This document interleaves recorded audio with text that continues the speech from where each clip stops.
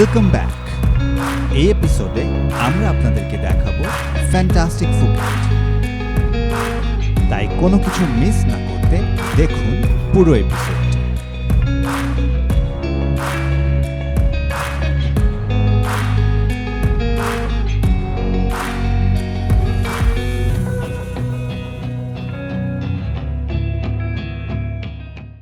So good morning from day 3। আমরা এখন যাচ্ছি এয়ারপোর্টের উদ্দেশ্যে। ব্যাংকক থেকে আজকে 9:45-এর ফ্লাইট ধরে আমরা যাব ফুকেটে, থাই এয়ার এশিয়াতে করে। সো আমাদেরকে আমাদের হোটেল থেকে একটা গাড়ি পিক আপ করলো, এখন এয়ারপোর্টে ড্রপ করে দিবে। ট্যুর প্ল্যানের পার্ট এটা, সো প্যাকেজের পার্ট আর কি। এখন বাজে হলো সকাল 7টা। আমরা চেক আউট করে নিয়েছি। আর আমাদেরকে এই সকালে তো আসলে খেতে ইচ্ছা করে না, সো রেডি ব্রেকফাস্ট দিয়ে দিয়েছে। আমরা ল্যান্ড করার পরে ফুকেটে একটা 10 আওয়ার কার সার্ভিস নিয়েছি। সেটা দিয়ে আমরা ফুকেটে old town, big Buddha, Karon beach, Kata beach এই জায়গাগুলো ঘোরার টার্গেট আছে। যদিও আজকে এখন একটু মেঘলা দিন, আই হোপ ফুকেটে ওয়েদারটা আর একটু ক্লিয়ার থাকবে। So let's see how the day goes.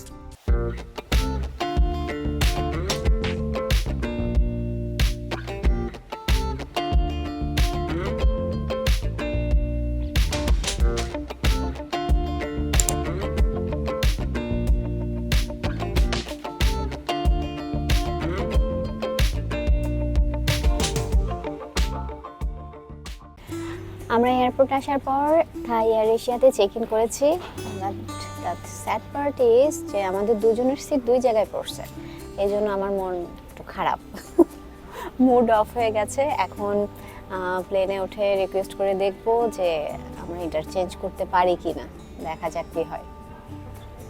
Don Huang এয়ারপোর্টে একটা ভালো জিনিস দেখলাম, মানে আমার কাছে খুব চমৎকার লাগছে। সেটা হলো যে এখানে একটা ফ্রি চার্জিং পোর্ট আছে, চেয়ার টেবিলে একটা লম্বা প্রায় 10-12 জন বসার একটা ব্যবস্থা আছে। এখানে পাওয়ার আউটলেট আছে এবং ইউএসবি পাওয়ার আউটলেটও আছে, এবং এটার জন্য কোনো কস্ট লাগে না। তো কেউ যদি ল্যাপটপে কাজ করতে চায় বা মোবাইলে চার্জ দিতে চায়, ওয়েট করতে করতে এই জায়গাতে করতে পারবে।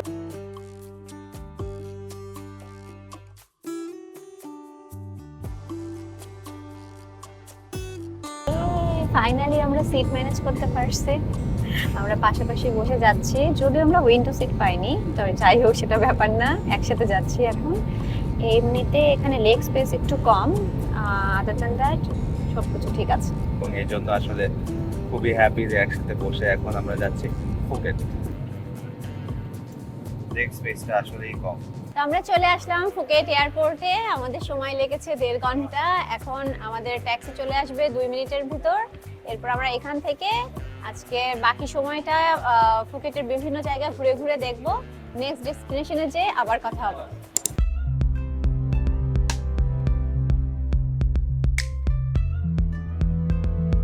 আমরা যাত্রা শুরু করলাম ফুকেট এয়ারপোর্ট থেকে, ফুকেট ওল্ড টাউনের উদ্দেশ্যে। এই অমায়িক ব্যবহারের ভদ্রলোক আমাদেরকে নিয়ে যাচ্ছে, ওনার নাম মিস্টার কিম। আমাদের আজকে 10 আওয়ার কার সার্ভিস শুরু। সো খুবই চমৎকার লাগছে, আশেপাশের ভিউটা খুবই সুন্দর।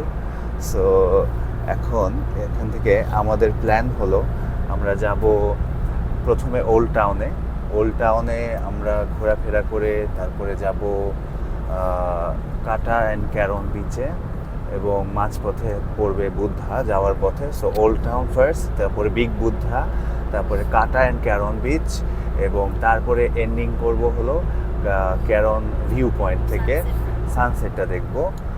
তারপরে চলবে লাস্টে গিয়ে আমাদের হোটেলে যাব। সো ব্যাগেজ নিয়ে আমরা যাচ্ছি 10 আওয়ার কার ড্রাইভে। সো খুবই এক্সাইটিং লাগছে।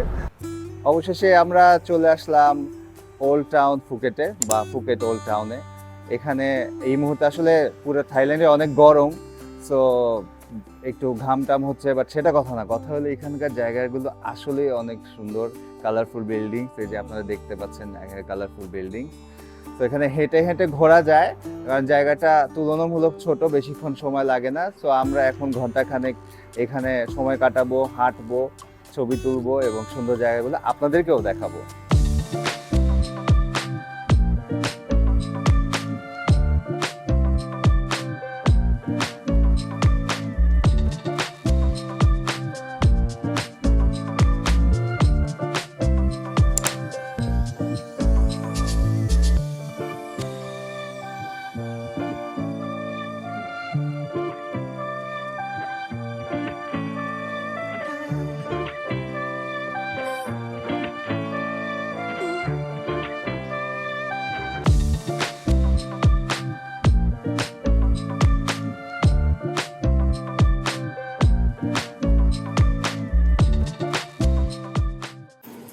আমরা ফুকেট ওল্ড টাউনে এসে ঘোরাঘুরি করছি।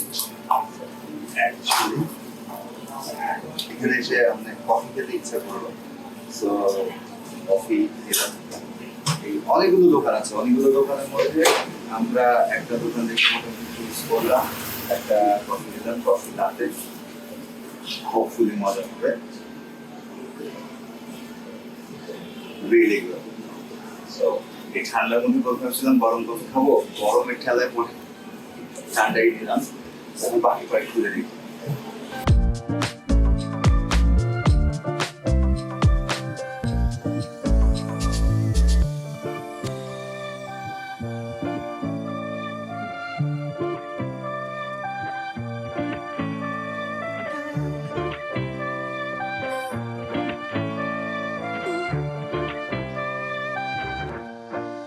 ওল্ড টাউনে এসে এর মধ্যে 1 ঘন্টা চলেও গেল, কিন্তু আসলে সময় কোন দিক দিয়ে যে গেল আমরা দুজনে আসলে বুঝতেই পারলাম না।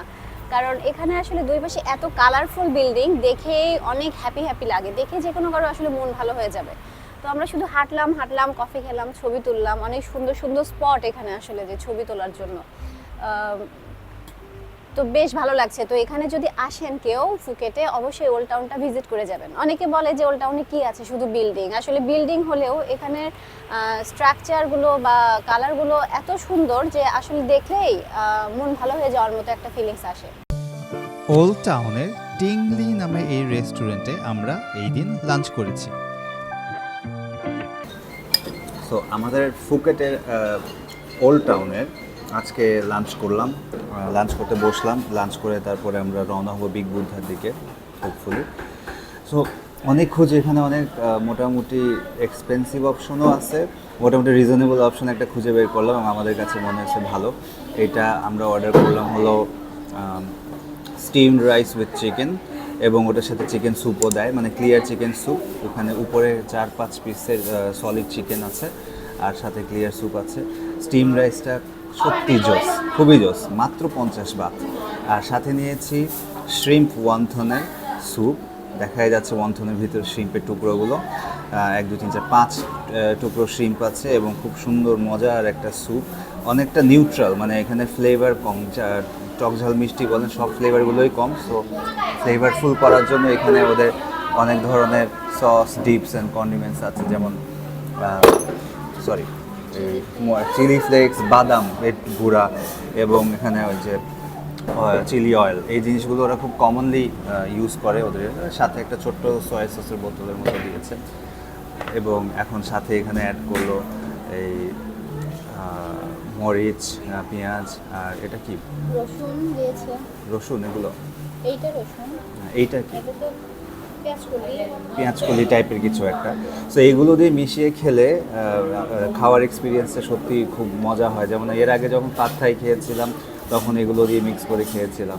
সো খাবার নিয়ে কোনো চিন্তাই নাই থাইল্যান্ডে আসলে, এবং ওল্ড টাউন ফুকেটের এই খাবারটা আমাদের একে তো মজা লেগেছেই, প্লাস এটা প্রাইসও খুব রিজনেবল।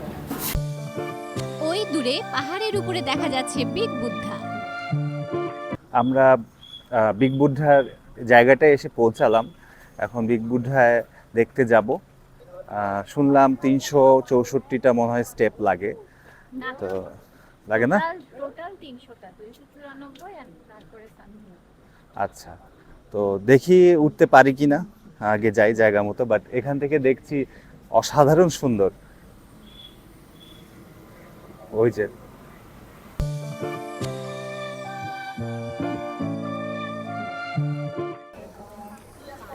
এই হলো বিগ বুদ্ধা, আসলেই অনেক বড়।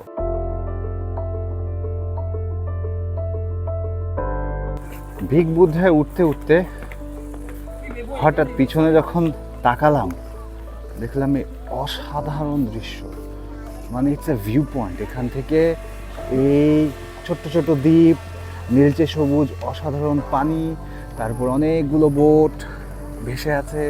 এদিকে ফুকেটের সেই শহরের বিল্ডিং সমূহ দূর থেকে দেখা যাচ্ছে।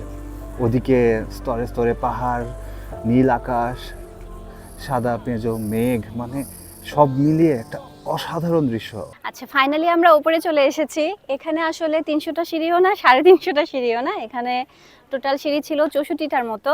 তো উপরে এসে যেটা দেখলাম আমরা, আসলে বিগ বুদ্ধা, মানে রিয়েলি বিগ, এত সুন্দর, পুরো একদম শ্বেত পাথরের তৈরি। আমার যেটা মনে হচ্ছে বুদ্ধাটা খুব সুন্দর লাগছে দেখতে। আর এখানে হচ্ছে প্রেয়ারের জন্য বেশ কিছুটা জায়গা রাখা আছে, কেউ চাইলে ক্যান্ডেল বা ধূপকাঠি জ্বালাতে পারে এখানে।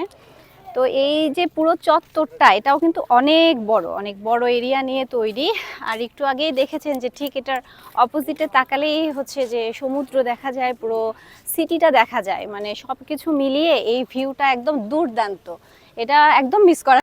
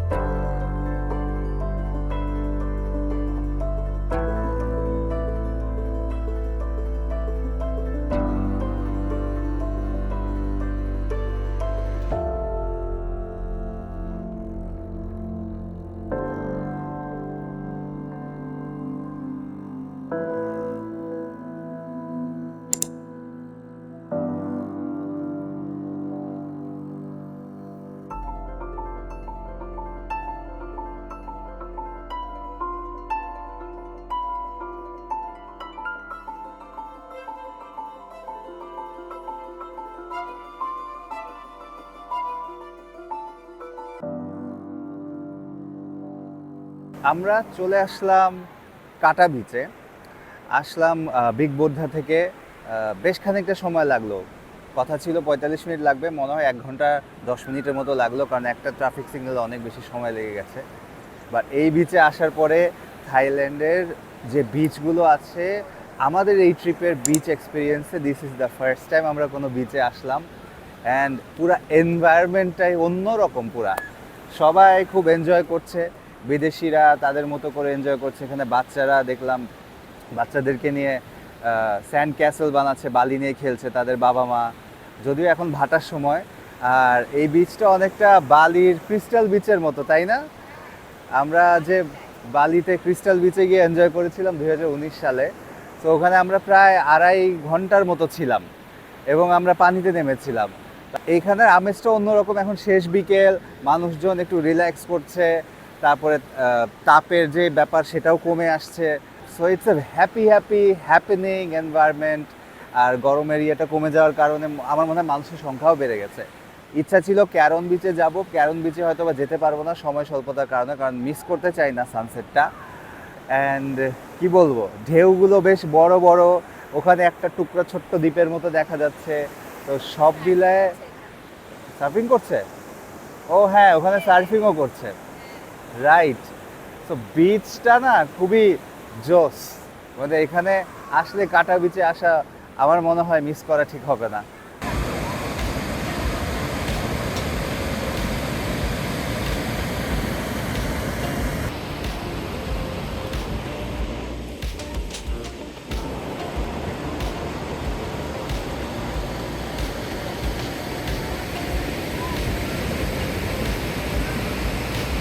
কাটা বিচের যেই কার পার্কিং বা এন্ট্রান্স, তার ঠিক অপোজিটে এই পে টু ইউজ টয়লেট আছে। আর এটা ইউজ করতে পারেন। এখানে শাওয়ারও নেওয়া যায়, 20 bath for shower and 10 bath for using toilet.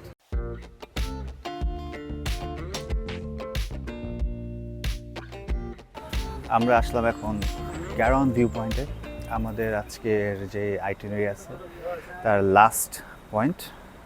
এখান থেকে কাটা বিচ, ক্যারন বিচ দুইটাই দেখা যায়। আমরা যে বিচটাতে একটু আগে ছিলাম ওটা থেকে পার করে এখানে আসলাম। আনুমানিক 6:40-এর দিকে এখানে সানসেট হওয়ার কথা। এখান থেকে সুন্দর সানসেট দেখা যায়, এই লোভে আসছি। এখন বাজে 5:49, মানে আর 40 মিনিট পরে সানসেট হবে। যদিও এই মুহূর্তে একটু মেঘাচ্ছন্ন হয়ে আছে, তো অপেক্ষা করব। আমরা ক্যারন ভিউ পয়েন্টে সানসেট দেখার চেষ্টা করছি। এখন সানসেট হয়েছে মেবি 2-3 মিনিট আগে। দেখতেই পাচ্ছেন ক্লাউডের ঠেলায় মেঘের কোলে রোদ আর হাসেনি, মেঘের কোলে রোদ হারাই গেছে, মানে সূর্যটা দেখা পাই নাই। দিনের বেলা কিন্তু জ্বালাইছে একেবারে। কিন্তু যেই সময় তাকে দরকার ছিল সানসেট দেখবো বলে সেই সময় তাকে পায় নাই।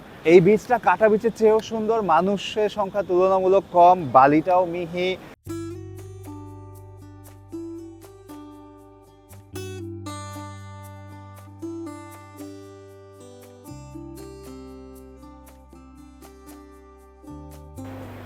গর্জনটা খুব সুন্দর আসতেছে, মানে এই বালিটা আমরা সহজে দেখতে পাই না। তো সব মিলায় না মানে এটা এত সুন্দর লাগতেছে যে আসলেই এনজয়েবল। এবং এখানে আসার সময় দেখলাম যে দুই সাইডে যেই সুন্দর সুন্দর মার্কেট আছে, অনেক ওখানে শপিং করতে পারবেন, অনেক কফি শপ আছে, মানে এটার একটা কালচার আছে, it has a lifestyle of its own.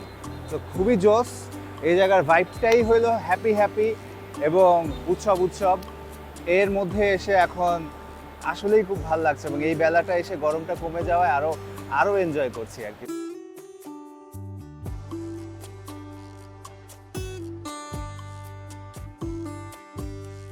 আমরা সিভিউ পাতং হোটেলে এসে পৌঁছালাম। এখন বাজে আনুমানিক 7:30 কি 8:15 এখানকার টাইম। অ্যান্ড আমাদেরকে এই ওয়েলকাম ড্রিঙ্কটা দিল। তো এখন ফর্মালিটিস পূরণ করে আমরা রুমে চলে যাব। Welcome to our room. আমরা ক্যারন বিচ ভ্রমণ শেষে চলে আসছি আমাদের রুমে, সি ভিউ পাতং হোটেলে। And the room is fantastic. আমরা আপনাদেরকে রুমের ট্যুরটা দেই। সো এটা হলো এন্ট্রেন্সটা। এন্ট্রেন্সের পরপরই যেটা দেখা যায় যে এখানে সুন্দর একটা সেট আপ।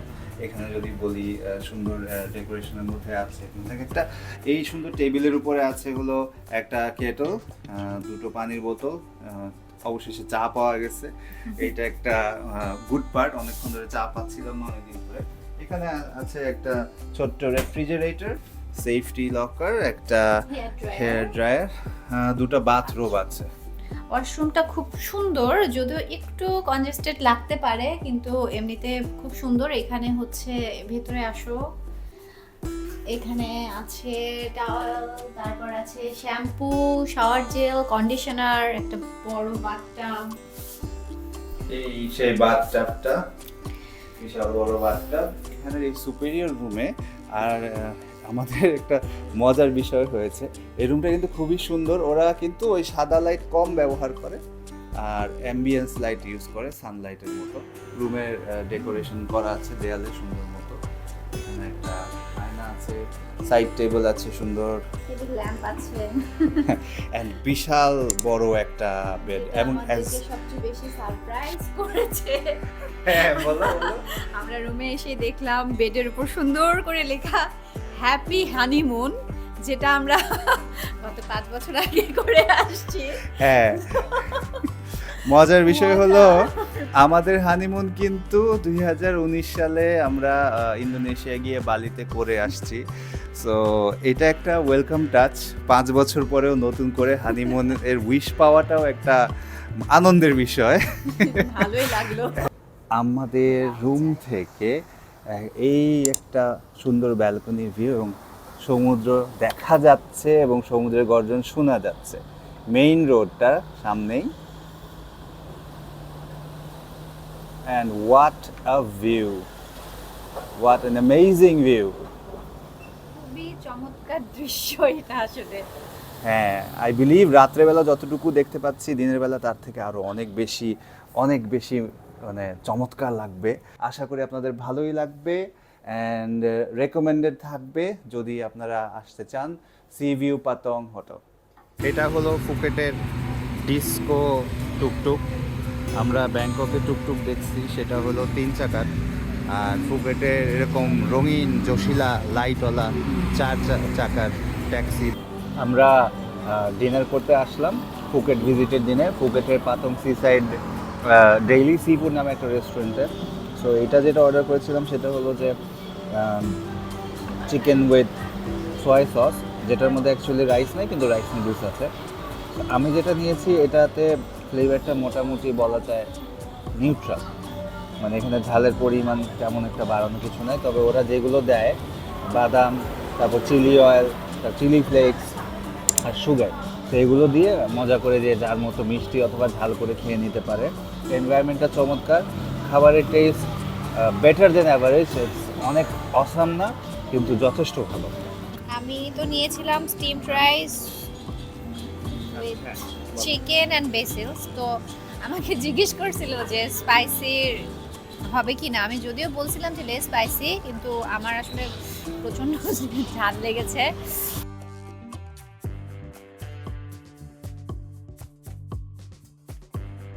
এটা হলো আমাদের হোটেলের ফ্রন্ট সাইডটা, সি ভিউ পাতং হোটেল।